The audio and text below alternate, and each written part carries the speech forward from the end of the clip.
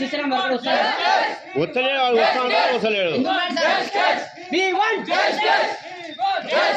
రావాలి రావాలి రావాలి రావాలి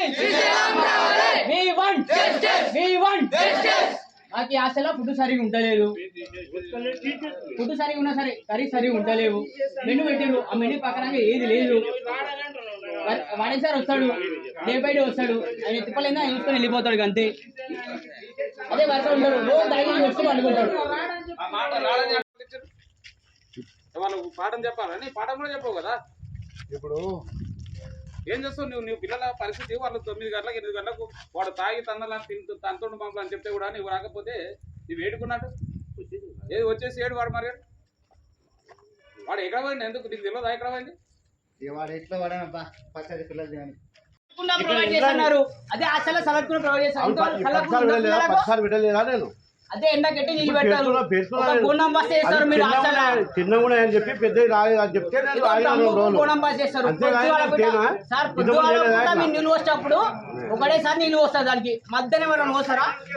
పిల్లలు తాగితే వస్తారు. సిస్టమ్ వర్క్ వస్తాడా? వస్తలేడు. రావాలి రావాలి రావాలి రావాలి మాకు అసలు ఫుడ్ సరిగా ఉండలేదు. ఫుడ్ సరిగా ఉన్నా సరే కర్రీ సరిగా ఉండలేవు. మెనూ పెట్టారు, ఆ మెనూ పక్కన ఏది లేదు. వాడే సార్ వస్తాడు, డే బై డే వస్తాడు, ఆయన ఎత్తుకోలేదా చూసుకొని వెళ్ళిపోతాడు అంతే.